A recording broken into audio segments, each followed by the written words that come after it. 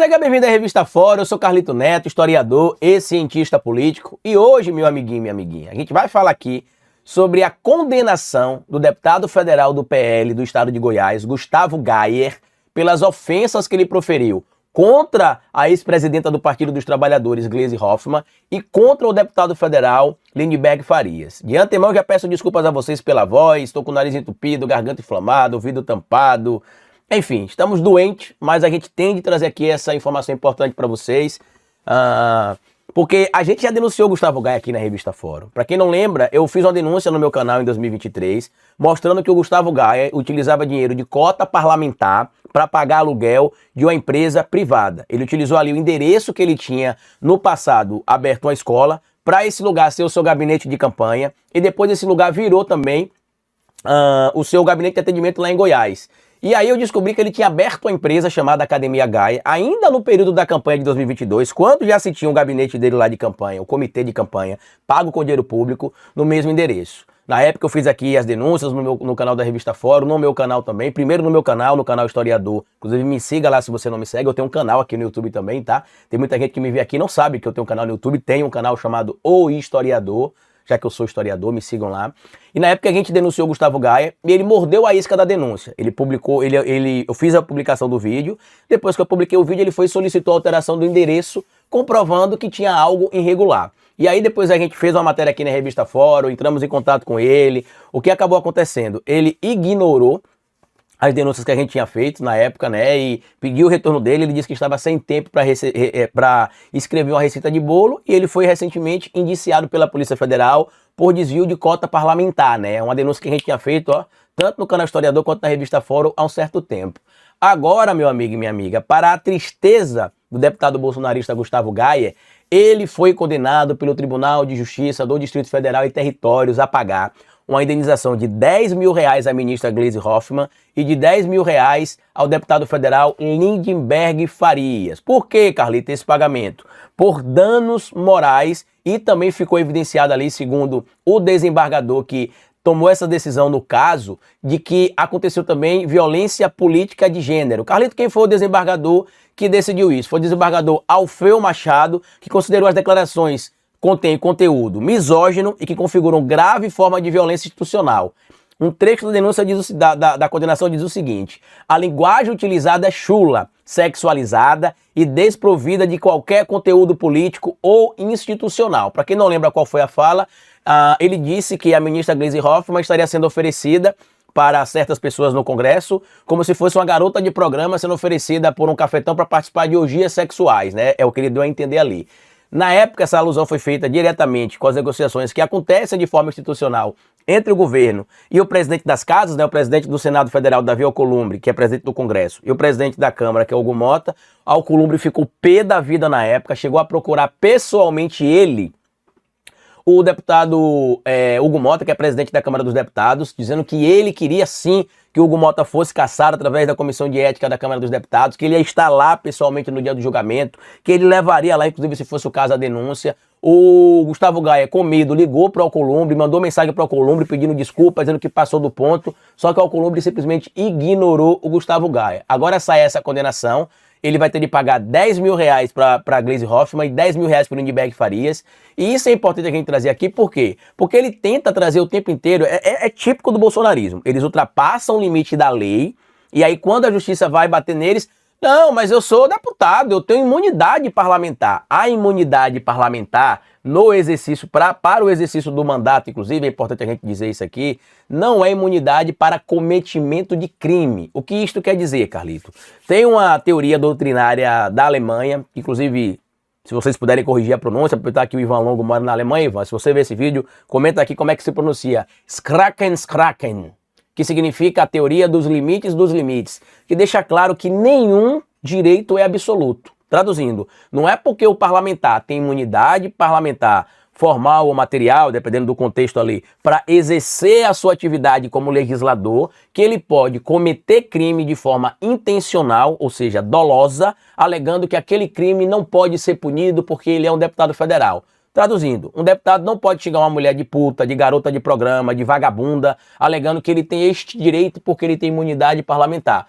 É isto que aconteceu, por exemplo, no caso da ministra Gleisi Hoffmann. Ele disse que ela era uma garota de programa e que o Lindbergh Farias era um cafetão e que estaria oferecendo ela para benefícios sexuais, supostamente, em troca de resultados positivos dos pedidos que o governo faria à Casa Legislativa, seja a Câmara, seja o Senado ou o Congresso como um todo. Na decisão, inclusive, do Tribunal de Justiça, ele reforça, né, o desembargador Alfeu, ele reforça que a imunidade parlamentar não é escudo para agressão e reafirma a posição do Judiciário contra a violência política de gênero. Por quê? Diferente do que tem acontecido em algumas denúncias que a gente tem visto aí, que o próprio bolsonarismo tem utilizado, de certo modo, a pauta da violência política de gênero para tentar distorcer o debate público, neste caso fica evidente. E por que eu estou citando para vocês aqui a diferença do que o bolsonarismo tem tentado fazer para tentar imputar a violência política de gênero a pessoas da esquerda, como com o caso do Gustavo Gaia. Olha o caso do Gustavo Gaia. Ele abriu a boca e disse, né, claramente ali que a ministra Gleisi estaria sendo oferecida como se fosse uma garota de programa por um cafetão,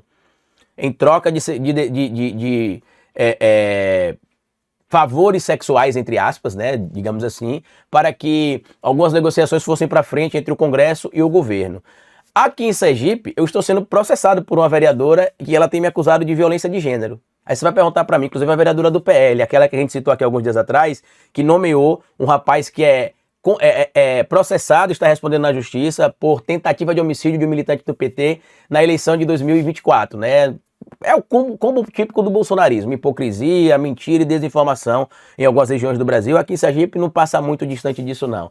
E por que, Carlito, ela está te processando por calúnia e também por violência política de gênero? Porque o regimento interno da Câmara de Vereadores de Aracaju proíbe que um vereador fixe residência em outro município sob o risco de perder o mandato.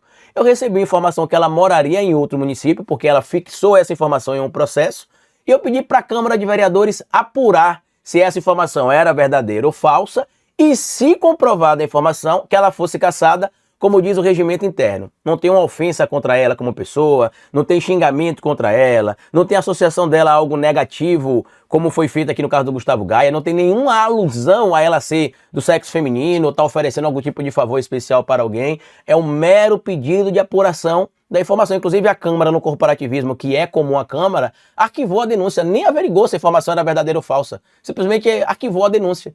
E ela está me processando também, dizendo que eu estou promovendo contra ela calúnia, que eu estou promovendo contra calúnia de difamação, que eu estou promovendo contra ela violência política de gênero e que eu estou stalkeando ela. Detalhe, eu devo ter falado dela no meu Instagram, acho que umas 4, 5 vezes em 1 ano e meio.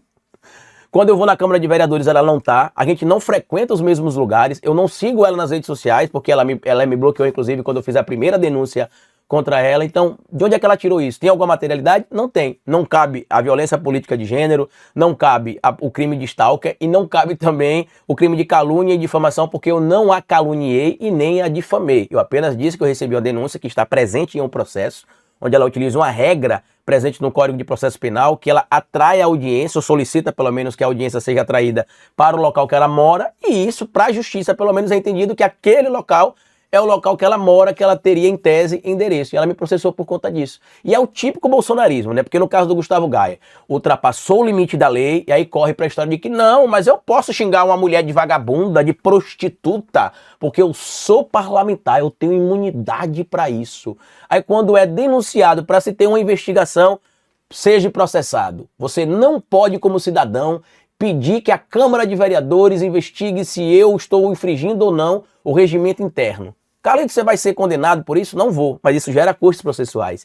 E é isso que eles querem fazer, mas não vão me calar, não vão calar a Revista Fora. A gente tem visto que a Revista Fora também tem passado com frequência por essas tentativas de assédio aqui. E parabéns à Justiça do Distrito Federal. Ainda cabe recurso, evidentemente, né, se o Gustavo Gaia respeitar os prazos ali, ele ainda pode acabar recorrendo, mas é uma boa notícia onde ele terá de pagar R$10 mil à ministra Gleisi e R$10 mil ao deputado Lindbergh Farias, e isso mostra, meu amigo, a reincidência e a conduta criminosa como prática comum do Gustavo Gaia. No histórico dele já tem situação de envolvimento de acidente com vítimas fatais, com pessoas ficando inclusive paraplégica, tem denúncias que o veículo dele teria sido apreendido com substâncias supostamente ilícitas e o veículo estaria sendo conduzido por alguém não habilitado. Em 2015, se não me falha a memória, ele teria sido preso supostamente por dirigir embriagado e em alta velocidade lá em Goiás, inclusive ficou com a carteira dele de motorista suspensa por um tempo, e agora tem as denúncias que a gente fez aqui do escândalo de rachadinha, Fora outras coisas, né, que ele teria feito aí, né, tá respondendo a um processo por racismo, tem essa situação envolvendo a ministra Gleisi Hoffmann, e a gente não pode permitir que gente como Gustavo Gaia siga na política.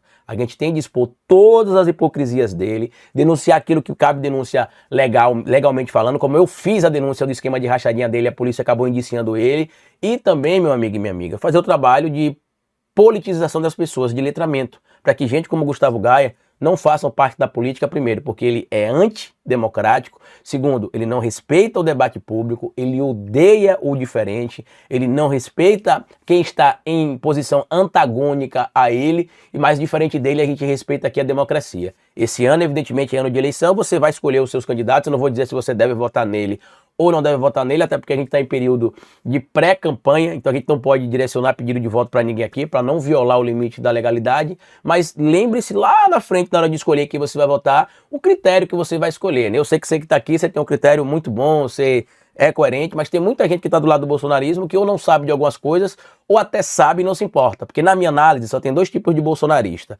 O que é mau caráter e o que é desinteligente, né? Tem gente que realmente é desinteligente e é manipulado, e tem uma parte significativa que não é desinteligência, é só mau caratismo mesmo. Então, no final do ano, quando a gente for escolher os candidatos, quem você for votar ou quem eu for votar, eu vou levar em consideração os princípios que eu me identifico e que eu acredito. E tenho certeza que muita gente no nosso país não simpatiza e nem se identifica com algumas posturas que existem por aí. Neste caso do Gustavo Gaia, parabéns à Justiça, parabéns à ministra Gleisi Hoffmann, parabéns ao deputado federal Lindenberg Farias, porque lugar de gente que começa esse tipo de conduta é com uma responsabilização dentro da justiça e dentro da lei. Grande abraço, meu amigo e minha amiga. Bom final de semana. Desculpa a voz meio fanha, vou tomar remédio, vou para casa da família da minha esposa no interior nesse final de semana, vou descansar um pouco, vou me desconectar, me reprogramar aqui para segunda-feira a gente voltar com tudo. É muita coisa que está acontecendo.